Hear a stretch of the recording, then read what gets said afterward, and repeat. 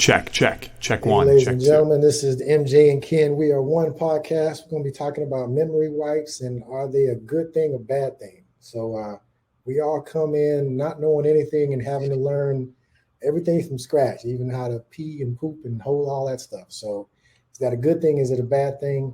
Is it something that's beneficial to our evolution, or is it something that is detrimental to us? So, I think there's pros and cons to it. Um, you want to go first, Ken, or you want to? Yeah, let me hit this right quick. So, a lot of talk going on about soul traps, and the main thing that is discussed in a soul trap of why they believe or people believe that those theories are that we are in a soul trap, which means basically we reincarnate. Go into light when we die, we reincarnate, we're tricked to come back here, and we keep doing this over and over and over again. And the main reason that is talked about as a negative thing, and that is that there are archons involved, or there are deities, dimensions, whatever, our tones come back, is because from their interpretation is that their memories are wiped. So if their memories are wiped, they're basically saying, how can I continue to learn if my memories are wiped? So that is one side of a coin, thinking that it is a bad thing. And you can certainly see both sides of the coin. For me, I feel like we if we had our memories, if we knew who we were, what we learned, we really wouldn't have free will. That's my perspective. A lot of people have that positive perspective that the memory wipes are essential to learning, to overcoming karma, to overcoming your essence, and just leveling up, I guess. I definitely feel that if you remembered that this was a training exercise, or this was a dream, or this wasn't real, then people would act a certain way. There would be mayhem. There'd be hell on earth. You wouldn't get anything done. It would not be fair to anyone. So that's my interpretation, is that there's no way that could be a good thing if you wanted to play that out. Yeah, so just piggybacking on the pros of it. So, um, and I guess we're assuming that there's that when you say memory wipe, it's memory of past lives, of past times that you've been here. So we're assuming reincarnation. We're assuming that we live multiple lives that we've been here before. So Yeah, what I if mean, if you that? believe in the channeling and the past life progressions, and the multitudes of people coming into this world as children and remembering past lives, knowing information they can never have known, the channeling aspect of it, and just the overall reincarnation cycle of it. Yeah.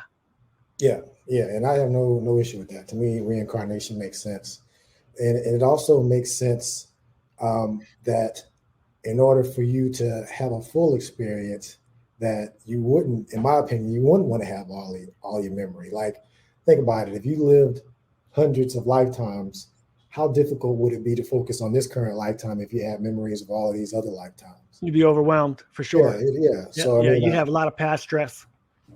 right. And I don't think that now there could be things that could benefit you. And I think those things are kind of built into our intuition on some level. And we can Yep, talk about that. yep. But as far as specifics, like, oh, well, did I like XYZ, or was I this or that Yeah, that in a shit's past irrelevant. life? Yeah, I don't think that benefits you here. So I think there's one aspect of it. I think from the negative aspect, just jumping into that, is um, what we talk about as far as not being able to see through the deception that goes on here. And in my opinion, I think once you reach a certain level, that you once you have your glasses on and you can see through what's going on, I don't think you're going to have to go through that process again. I think you're going to be able to consciously choose how you interact with it versus um, just having it done to you. So, like for instance, if you're able to see through the illusion now, and you decide to come back, I think there's a level of you that will not replay that script. You may not know all of your past lives, but there's certain things that I don't think you'll have to relearn. But those are some hard lessons to get to, in my opinion. Yeah, I mean, for sure, there are some things that you could learn. I'm sure a future talk very soon is going to deal with, where are the memories? Where are they stored? Some people think that they're stored in the pineal gland. I think they're stored in your DNA. I think memory has been implanted in water. I'm not sure if it's in blood or in plasma or what that is. Since we can't really replicate plasma, I think that would make sense that there's something there to that. But your DNA, your 12-stranded DNA, your chromosomes, all that stuff is, I think it's definitely been stored. At least some parts of your memories have been stored there. It could definitely help you in your life if you knew certain things. But from my point of view, I think we all have a rabbit hole we can go down. We can choose to say that there are people that are keeping stuff from us and there's deception everywhere. But I choose to look at the side of the coin. I think we have that choice to say, what if I chose that? What if I chose the memory wipe? We don't know who chose this or what the deception is. I mean, the deception is that the media lies, but other than that, do we really know all all the information? We don't know anything. So if that's part of the equation too, then that's something that maybe we wanted to choose also. Whether we wanted to look at the positive side of things, look at the beauty that's in life, all the great things that we have here, all the physical elements of love, the physical elements of gratitude, and overcoming situations and going through those struggles, but coming out on the side. Those are big positives for me. Those to me outweigh the possibility that I'm being held down and I'm a victim. And I think that's a lot of the choice of free will, is that you can explore whichever way you want, internally or externally. Yeah.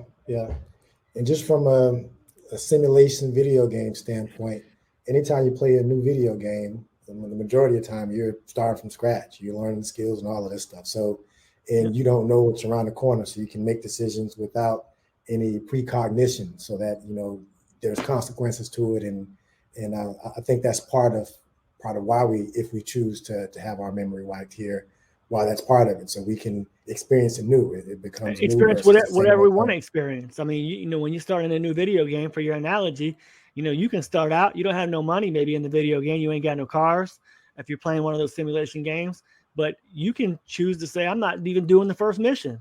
You can jump in, beat somebody up, grab a car, you can go to jail. You can say, I'm not even going to help. If the first mission is to help somebody, you can say, I'm not even doing that, or vice versa. You can choose from the jump how you want to experience that. And I think that's part of the essence of learning. And I feel like, being a type A personality all my life and being, in that victim role, so to speak, or, letting my circumstances that happened around me dictate how I felt, overcoming that's a huge victory. That's probably the biggest thing in my life that I can point to, that I feel like I've overcome. And I'm very proud of that. So in essence, I hope I carry it to my next life. I hope that's not something that I have to relearn it over and over and over again. But if it is, that'll be my choice. And I believe I'll overcome that thing there also. Yeah. I imagine victories that substantial are stored somewhere, and you can pull on that even in those times where, and you may have pulled on victories that you had in past lives to get through the situations you had there. Absolutely. Just knowing that you can get past whatever, Maybe I didn't learn. Maybe I didn't learn some of these lessons that I feel like are such a blessing to have gone through. Maybe I didn't learn them till I was 75 last life, or 65, or maybe I never learned them at all. I got today's January 22nd, and today's Sunday. On Tuesday, I'll be going through a past life regression for my first time. So looking forward to talking about that, maybe on Tuesday night or Wednesday, maybe jumping on here and revealing that. I am allowed to video it. I was also told that I'll be seeing my prior life's death scene. So that's going to be really interesting. Hope to God I wasn't killed by an alligator in a lake, because that'll really mess me up. But I'm looking forward to all that, because I see that the memories of your past lives are in there somewhere, in my opinion.